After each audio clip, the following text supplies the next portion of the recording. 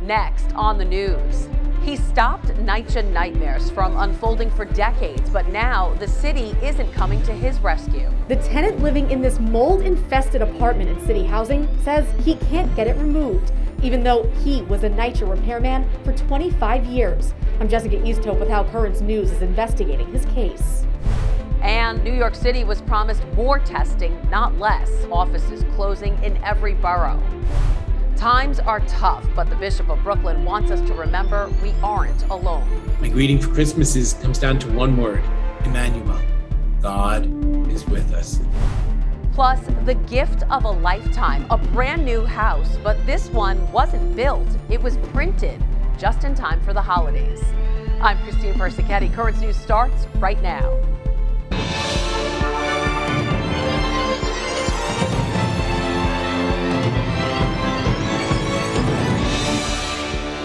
A former city worker living a NYCHA nightmare, Charles Hertzog, was a repairman for the New York City Housing Authority for decades. But now, as a retiree, living in the same public housing he helped fix, he says the protocols he once helped keep in place are not being met. Currents News' Jessica Easthope has the story from Red Hook. As you can see, they plastic over the mold. Eric Hertzog is fighting for his family. The place they call home is falling apart.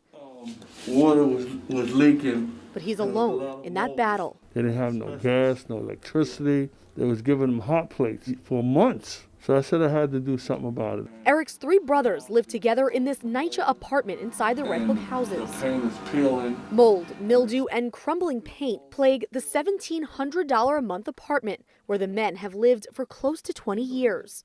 Eric said he was told by someone who works for NYCHA this paint is lead. And I never did the work. And then they said the work was completed when they never showed up.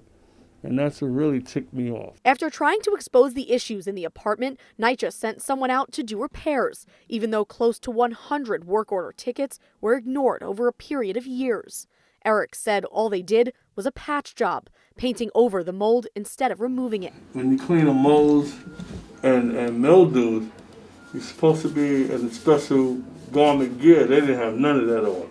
Eric says his brother Charles, who was a NYCHA repairman himself for 25 years, has been having cognitive issues because of the conditions inside the apartment. According to the CDC, prolonged exposure to mold can cause memory loss, confusion, and trouble concentrating. Coming in here, seeing my brother having difficulty breathing, being disoriented, the molds, the asbestos, the mildews, the living conditions are horrible. Eric is trying to have his brothers move to another building, but he says NYCHA suggested a dangerous area of Brooklyn, far from family and their doctors. But he's not giving up. Give my almighty to my Lord Savior Jesus Christ, and that's where I get my faith from. And I hope that things can get done immediately. We reached out to NYCHA about all of the Herzog's issues, but our requests were not answered. In Red Hook, Jessica Easthope, Currents News. If you're having issues reaching NYCHA, contact Currents News and we could try and help you. Just email us at newstips@desalesmedia.org or call our 24-hour number, 718-517-3122. Speaking of nightmares, despite Mayor Bill de Blasio's promise for more staffing and supplies, COVID testing centers are actually closing, leaving lines snaking around city blocks. We'll tell you about those closures in just a minute, but first, the mass confusion around the country. 2 years into the pandemic, and most Americans are still not sure when and how to get tested, how long to quarantine if they're vaccinated, where to get take-home tests, the list goes on. Darryl Forges has the latest on the Omicron outbreak and all the chaos it's ensuing right before Christmas. COVID cases surging yet again, the Omicron variant spreading rapidly nationwide.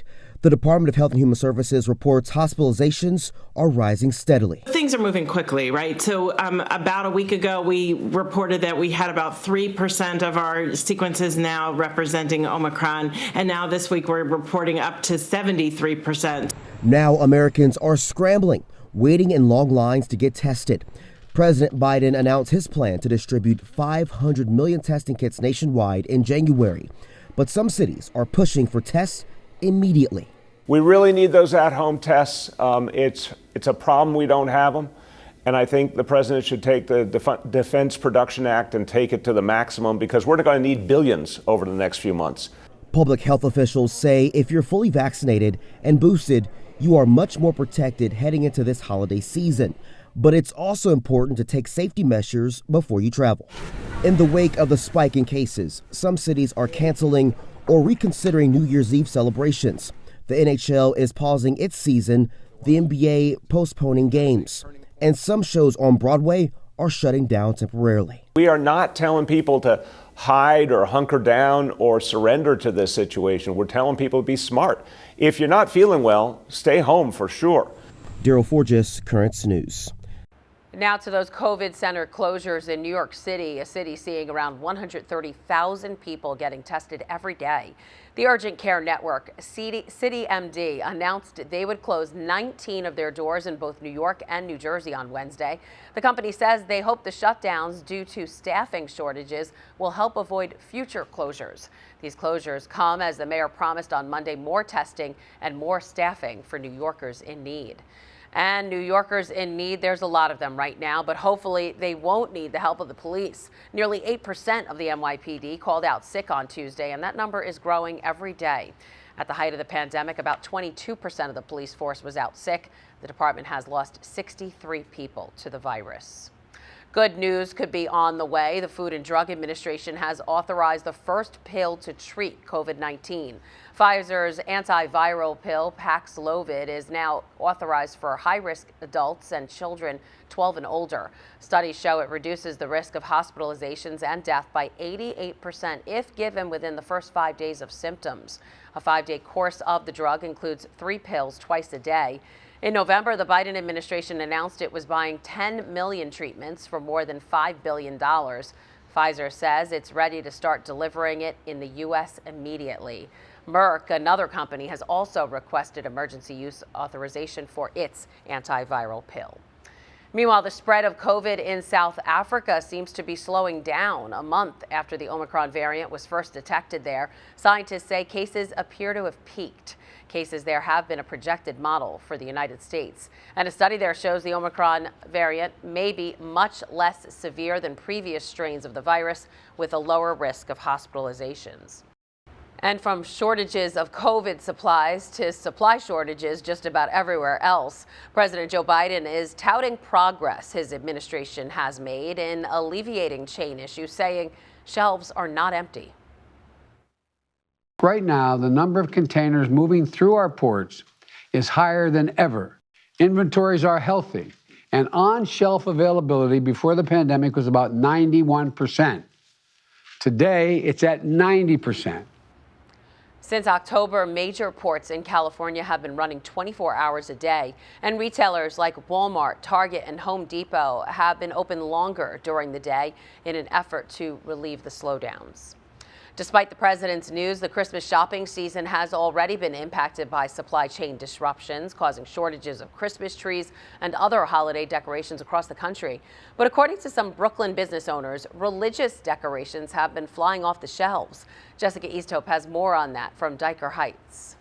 And this is the last one we sold out of her. You'd never guess it, but at JJ's Christmas trees, this is what an empty store looks like. Supply chain issues put a kink in their inventory. That'll be it. But sales are up, and the items flying off the shelves go much higher than reindeer. Some that don't light up that are... Maria LaRosa has been the manager at the Dyker Heights store for 3 decades. She says this year, more than any other, she's selling more religious than secular decorations. They've never really asked for them before as much as they have now. Everyone's just looking up, I guess, to God and going back to their roots. Sales on religious items are up 20%. The store started with 24 small nativity scenes, and they're all gone. And when they opened on Black Friday, they had around 20 large nativity scenes. That's down to just 4. It was outdoors. And they're not cheap. It's $3.99. But Maria says people are willing to pay the price of keeping Christ in Christmas. There's always Christ around at Christmas in our house. Christina Nant was shopping for a cross to put on her parents' grave. She says her home is already full of religious decorations, and she can see why others would want the same. Needing your faith more would be validated by having these religious articles around or on the top of your tree. Nick Bottolato was browsing for some validation of his own after turning toward his faith during the pandemic. Especially what happened in the last year and a half or so. I think a lot of people looking around for items that, bring us closer to the reason for the season. Buying these decorations might make customers feel closer to God. Maria says she feels that way just selling them. For the last few years, you don't go to church, but now I think I'm going to go back. I sell them like crazy this year. Maria says next year she's planning to stock up on more religious items, knowing what people want and need. In Diker Heights, Jessica Easthope, Currents News. The show must go on. New York's famous New Year's Eve celebration is set to go ahead as scheduled. Mayor Bill de Blasio saying the city is looking to add measures to make the festivities safe. The goal, of course, is to keep it going because it's such an important event for New Yorkers and for the whole world. But if we're able to figure out the right formula to keep people safe, that's what we're working on right now. The celebration will require all attendees, unless they have a medical exemption, to be fully vaccinated at least 2 weeks beforehand, which would have been last Friday. There's a lot more news headed your way. They are finally free and home for the holidays. We hear from a family friend of one of those missionaries captured in Haiti. Plus, they owe it all to the Pope, a migrant family in Rome, to celebrate Christmas, all because of Francis. And the new Bishop of Brooklyn has a Christmas message for the faithful. It's all about hope during these dark days.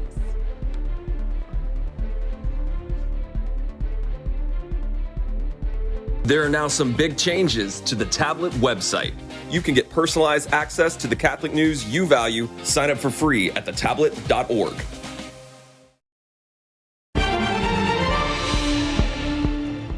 After a horrific 2-month ordeal, the 17 missionaries captured in Haiti have been freed. Family and friends breathing a sigh of relief as the Christians are now home for the holidays. Noah Chast spoke with a family friend of one of those hostages in Madras, Oregon. Angela Rhodes is running her mattress store with a lot more ease, knowing Austin Smucker, one of the kidnapped missionaries, is home. She texted me first thing and told me that they were out. Rhodes opened up Penelope's soaps and such last February and sells homemade candles from her friend Laura Smucker. When she found out Laura's 27-year-old son Austin was kidnapped in Haiti, it didn't seem real. All these simple things that you think about when you go out of the country, and then it's like one day and she tells me that he'd been taken. I went, what? And we were worried about antibiotics? News spread about Austin, and people from all over the country started donating money and buying Laura's candles. But Austin's safety was always the main focus. She'd just come in and I'd say, what's happening? And she goes, I can't, either I don't know or I can't talk to you about any of it, because it just puts their life in danger if I say a word. Austin and the other Christian Aid Ministry members were initially captured on October 16th when a violent Haitian gang surrounded them at a roadblock.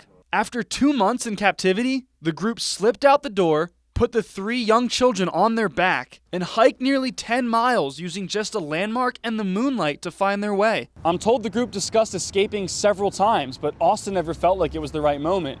On the day they finally escaped, it was Austin who gave the group the okay. And he's like, nope, I think we should go. And they just walked out.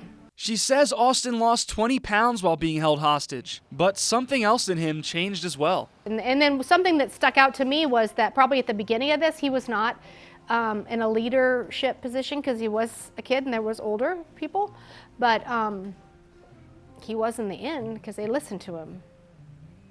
Again, that was Noah Chast reporting. We're told everyone, including the 3 children who were among those kidnapped, seem to be doing reasonably well. Missionaries are on the ground in Colombia, where the pandemic has caused misery and hardship. As Stefano Pozzobon reports, unemployment rates are soaring along with inflation.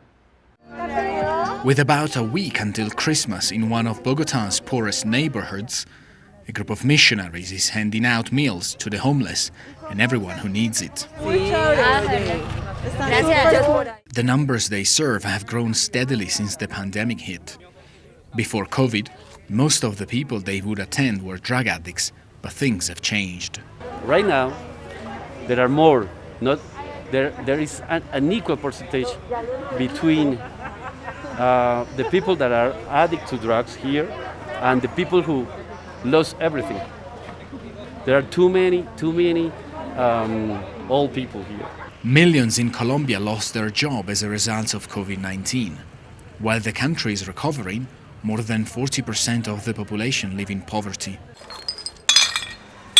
Distressingly, just as more people found themselves in need, prices have shot up across the board, from gasoline to food supplies.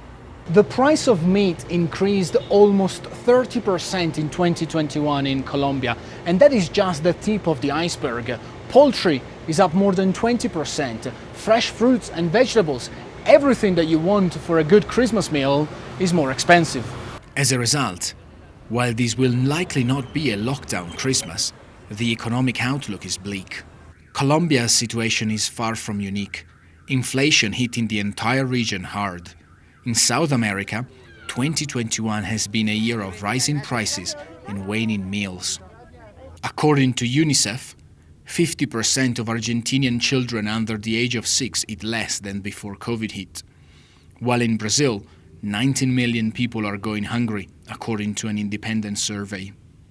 We've never been in a situation as serious as it is now. Stefano Pozzebones, Bogotá. Ahead of Christmas, Pope Francis is pleading with political leaders across Europe to protect migrants and refugees. The plea comes as 160 people drowned in the stretch of sea between Libya and Lampedusa.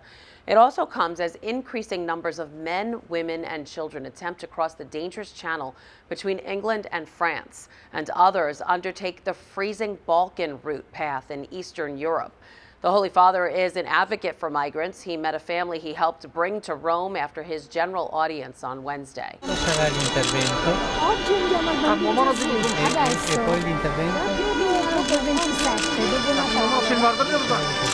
The Holy Father met the group while at a refugee camp in Lesbos during his last trip to Greece. The family's youngest child will undergo surgery at the Vatican's hospital, a situation the Pope is following closely. The pontiff made sure to greet each family member one by one and take a picture with them.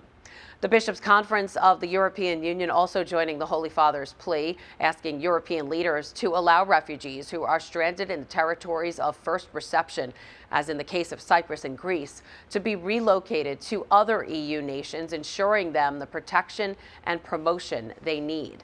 The conference also extended that request to the churches of Europe.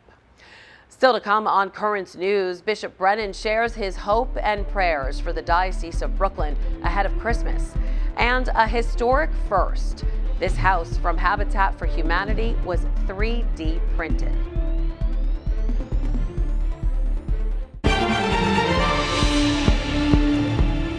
We are just days away from Christmas, the first one in Brooklyn for the new bishop, Robert Brennan. He says healthy Catholics should take the proper precautions and come to Mass this year. The diocese is doing everything it can to keep its faithful safe while also remembering the real reason for the season. I wanted to take a moment to wish everyone a Merry Christmas to you who are listening today and watching. Merry Christmas to you, to all your family, to all your loved ones. I know that this is a year that's brought many sacrifices, and my prayer is that you may know God's love and God's peace. Actually, my greeting for Christmas comes down to one word, Emmanuel. God is with us. That's going to be the constant message. Emmanuel, God is with us. And that means good news. That means hope. That means all kinds of possibility. St. Paul says, if God is with us, who could ever be against us? Well, Emmanuel tells us God is with us. If you aren't feeling well, it is best to stay home, but that doesn't mean you have to miss Mass. Net TV will be broadcasting Masses in multiple languages on Christmas and throughout the weekend. Just go to netny.tv for a full schedule. Some exciting news from the Tablet's Bright Christmas Fund. The paper has officially hit their goal this year of raising $115,000. Congratulations to our colleagues there and to those generous readers who took the time to donate to the fund. Now the paper is still collecting donations. Remember, every cent earned will go right back out to helping children this holiday season.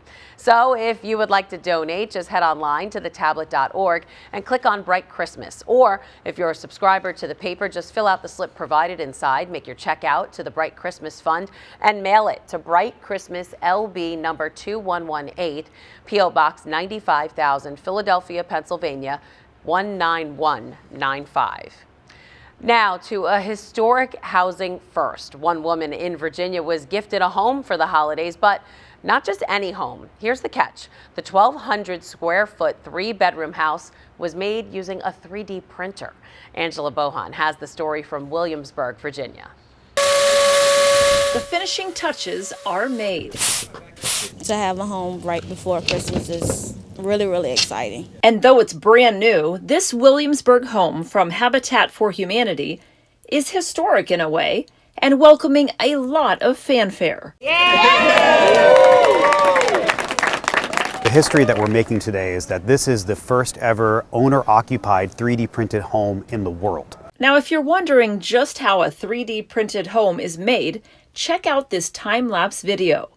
All that concrete, now a charming home. Looking at this home, you would never know that it's 3D printed until you get right up against it. And while it's memorable for the entire community, it's also nostalgic for the homeowner. My great-grandmother, Daisy Strangfield, she had a concrete home, and I grew up in that concrete home. It's just really exciting that I could carry on a tradition, something that my great-grandmother had. And thanks to Habitat for Humanity, Stringfield can make affordable payments. This is my son's room, providing a safe, comfortable place for her and her son. I just wanted something totally different, and this is different. Ultimately, this is the American dream. This is home ownership, and this is something that we know April's wanted to achieve for a long time. Family and friends can come and share that moment with me. All just in time to be home for the holidays. Aw, thank you so much. I'm going to add it to the tree. That was Angela Bohan reporting, and according to Habitat for Humanity, the organization was only able to raise funds for the home thanks to the help from generous sponsors, a community crowdfunding campaign, and its charity golf tournament. Finally tonight, a box of cash goes unnoticed for months, and now it's giving some City College students a big boost, a $180,000 boost to be exact. The chairman of the physics department at City College of New York in Harlem says the anonymous cash donation was delivered to his office in November of last year, but he only got around to opening it when in-person classes started back up this semester. Apart from the stacks of $50 and $100 bills, the package also contained an unsigned letter thanking the school for jump-starting the donor's scientific career. How about that? The physics department plans on funding 2 full tuition scholarships each year until the money runs out. And that is Currents News. I'm Christine Persichetti. Thank you for joining us because we are putting your faith in the news. Hope to see you again next time.